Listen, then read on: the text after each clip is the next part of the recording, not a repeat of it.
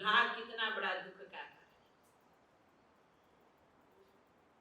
है। उस पत्नी को भी पति के प्रति इतना राग। अब लोग कहने लगे भाई तेरा पति अब नहीं रहा, अब तो वो दुनिया से चल बसा है, अब तो इसके पार्थिव देह का अग्नि संस्कार करवा दे। अरे आप क्या बोलते हो? आपको पता नहीं ये मेरा पति है? कौन कहता बोला? ये तो मेरे से रूठ गया है, मेरे से नाराज हो गए, पता नहीं जानते अनजानता में मेरी कोई गलती हो गई होगी।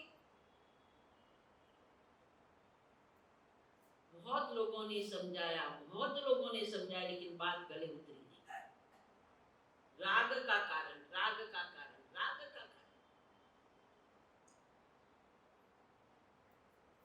आखिर वो लोगों से परेशान होकर के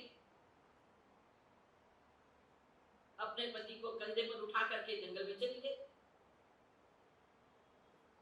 और झोपड़ी बना करके जंगल में रहने लगी। अभी उठेंगे, अभी बोलेंगे, और जा करके कहती अभी खाना खा लो, अभी नहा लो, अभी ये कर लो, अभी वो कर लो। लंबा समय निकल गया।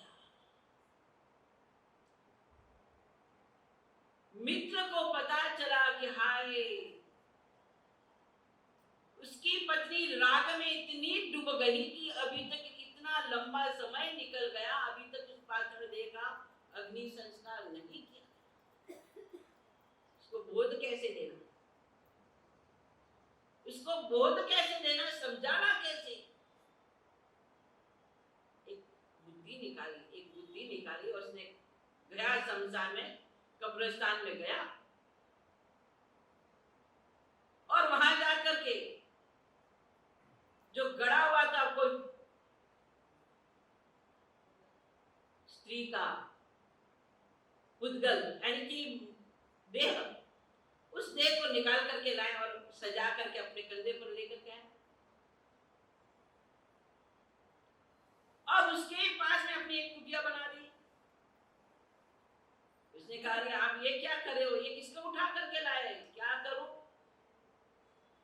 जैसा तेरा पति नहीं मानता है वैसे मेरी पत्नी भी मेरे से नहीं मानती, वो रूठ गई है। लोगों ने मुझे परेशान कर दिया, इसलिए मैं उन लोगों की परेशानी से मुक्त होने के लिए यहाँ आया हूँ। कोई बात नहीं, आराम से आ रहो, मैं भी दुखी हो गई थी, आप भी दुखी हो, यहाँ रहो। सोचता है इसको समझाना कैसे।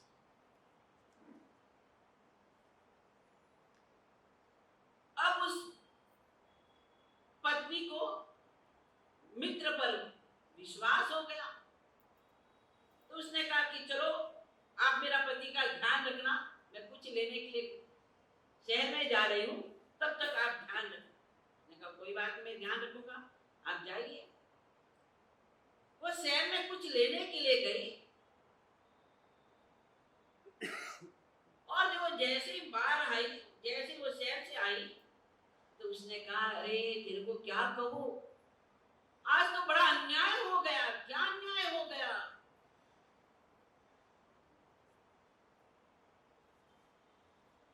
तुम सामान लेने के लिए गए, मैं झोपड़ी से बाहर गया और ये दोनों मिलकर के आपस में जोर जोर से बातें कर रहे। अच्छा, आपस में बातें कर रहे थे और मैं तो बोला थी तो बोलते नहीं है, और ये आपस में बातें कर। लगता है इन दोनों में आपस में दोस्ती हो गई।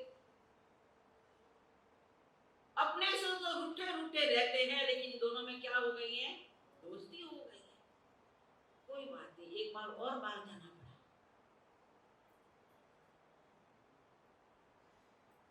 उसको विश्वास था वो मेरा पति का ध्यान रखेगा। दूसरी बार जब वो बाहर गई और वापस आई तो उसने कहा, मित्र ने कहा अरे आज तो बहुत ही बड़ा कारण बन गया। क्या कारण बन गया? कारण यह बन गया कि आप गए बाहर और मैं भी कोई काम के लिए बाहर गया, तो पीछे दोनों झोपड़ी के पीछे जाकर के दोनों आपस में प्रेम कर रहे थे। अरे अरे ये कितना अन्याय। मैं जिसको प्रेम कर रही हूँ वो मेरे से विमुख है, और जो जिसको प्रेम नहीं करते हैं, ये संसार कैसा, ऐसा स्वरूपवान संसार है। झूठा प्यार है, नहीं, ऐसे आदमी से मेरे को प्यार नहीं करना चाहिए। धीरे धीरे उसका राग भाव उससे हटने लगा, उसका राग उससे हटने लगा। तीसरी बार उस औरत को वापस जाना पड़ा। तीसरी बार वो वापस गए बाजार, शहर में गाय को लेने के लिए। उसने कहा अब तो ये मौका है, अब तो ये मौका है। उस मित्र ने क्या किया, पास में एक कुआं था, पास में एक कुआं था, और दोनों ही लाशों को उठा करके क्या कर दिया, कुएं में ना। जैसे वो आई, जैसे वो शहर से जंगल में आई, झोपड़ी में आई, वैसे वो 2 कदम सामने जाकर के कहते हैं, अरे अरे मैंने आपको कहा ही था कि ये दोनों आपस में प्रेम करते हैं, कब भाग जाएंगे। आज तो वो दोनों क्या करे, भाग गए। उसने कहा अच्छा हुआ, ये तो बला घट गई, ये तो बला घट गई। मैं जिसको प्रेम करती थी, जिस पर राग करती थी, उसी ने मेरे साथ धोखा किया।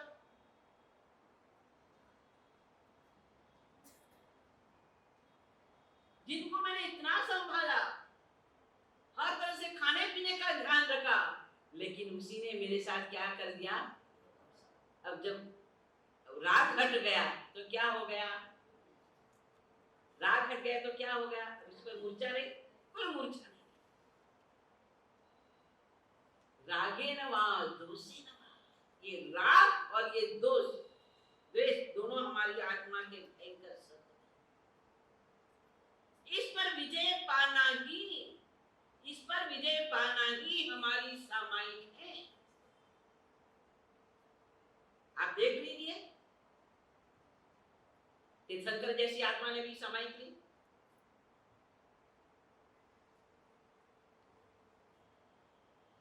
तीर्थंकर जैसी आत्मा भी सबसे पहले क्या करती है, क्या लेती है, वो सामायिक ही तो लेती है। सामायिक जोगम जार जीवन बचका, उनकी जार की होती है। हम भी सामायिक लेते हैं, उनकी सामायिक में और हमारी सामायिक में कितना अंतर। वो सामायिक लेते हैं राग देश से मुक्त होने के लिए।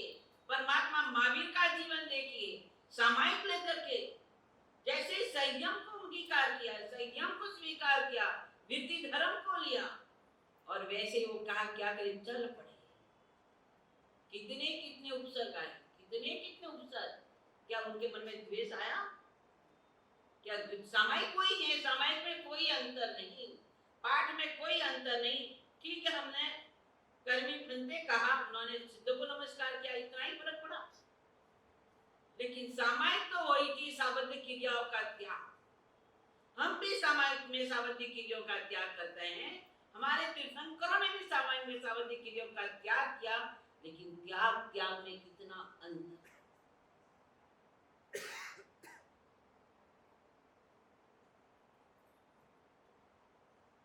चाहे उनकी कोई पूजा करे, चाहे उनके कोई तिरस्कार करे, परमात्मा पारनाथ प्रभु के जीवन को देखे कि कमठ ने उनका तिरस्कार किया, धर्मेंद्र ने उसकी पूजा करी, तो भी समुचित समान वृत्ति, कोई वृत्ति में फर्क नहीं पड़ा। परमात्मा महावीर के जीवन को देखे, चंड कोशिक जैसा चंड कोशिक परमात्मा के चरणों में डंक मारता है, ग्वाला जैसा ग्वाला परमात्मा के कानों में खिला ठोकता है, और इंद्र आकर के परमात्मा की पूजा करता है।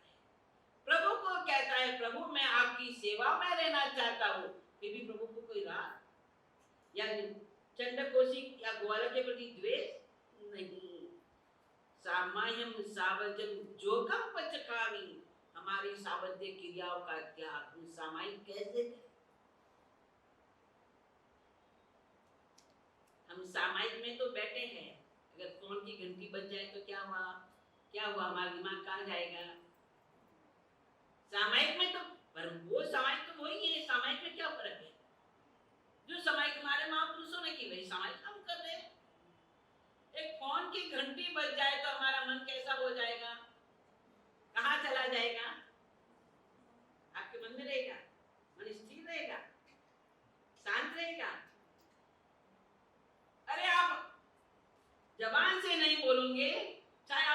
ले लिया है तो आप इशारा करके कहोगे। आपने अपनी अंगुली से इशारा नहीं किया तो आप अपनी दृष्टि से करोगे।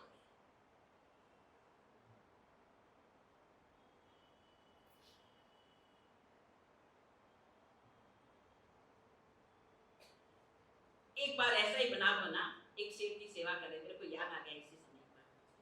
सेठ जी पूजा समाहित कर रहे थे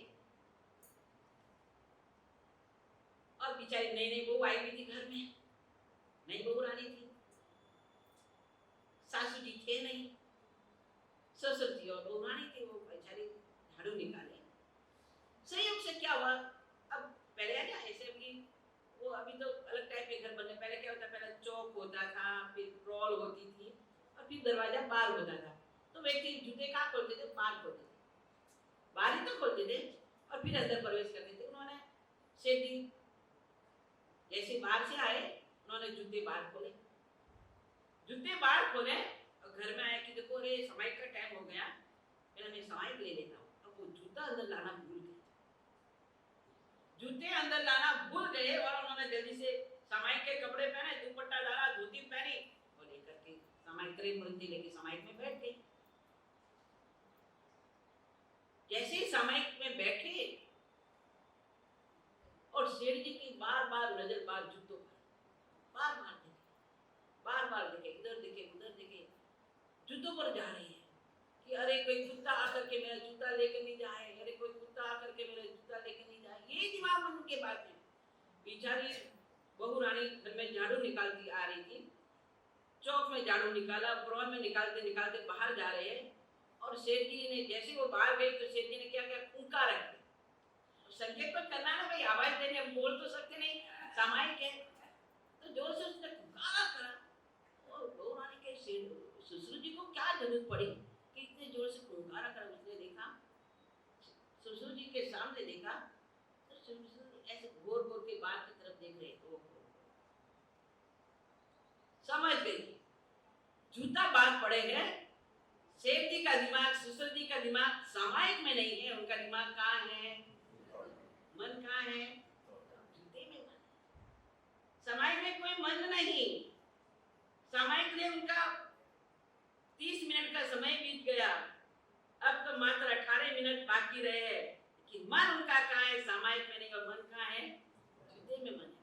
बेचारी बहू ठीक थी, उसने जूते अंदर लाए, दरवाजा बंद कर और गया गई। जैसे ही सामायिक पूरी हो गई तो वो रानी ने पूछा, पिताजी आज आप कहाँ गए थे, कुछ चमार के घर गए थे क्या? अरे कौन से चमार के घर?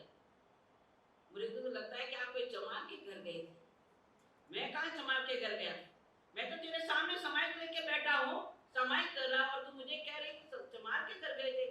नहीं पिताजी, आप चमार के घर गए थे।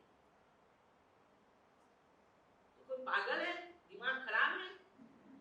तेरे सामने मैं समाई में बैठा हूँ और तू कहे कि पागल, चमार के घर गए थे।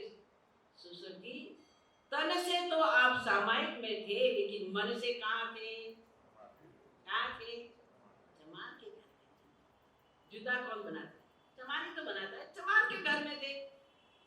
सेठ जी की अकल ठिकाने आ गई। सचमुच में मेरी बहू बड़ी समझदार है, उसने मेरे को क्या कर दिया, बराबर अकल दी। समायिक कर रहा था लेकिन मेरा मन कहाँ था, जूते में था। समायिक लेने के बाद में बार बार जूतों को देख रहा था कि जूते के मेरे कुत्ता लेकर के नहीं जाए, कहीं कोई लेकर के नहीं जाए। और सचमुच में मैंने समायिक जब ली तो क्या कह, सामायिक सावजम जो कब पंचकामी, मैंने प्रत्यक्षान किया, परमात्मा की साक्षी से, गुरु के साक्षी से मैंने प्रतिज्ञा का भी क्या कर दिया, भंग कर दिया। और हम भी यही करते भाई। सेठ जी तो क्या करें, हमारी भी यही दशा है, लेते हैं समाई के। हमारी कई बहनें तो एक दिन में 8 समाई करती है, 10 समाई करती है। बाबूजी बोला करती समाई, मैं रोज 10 मिनट में 10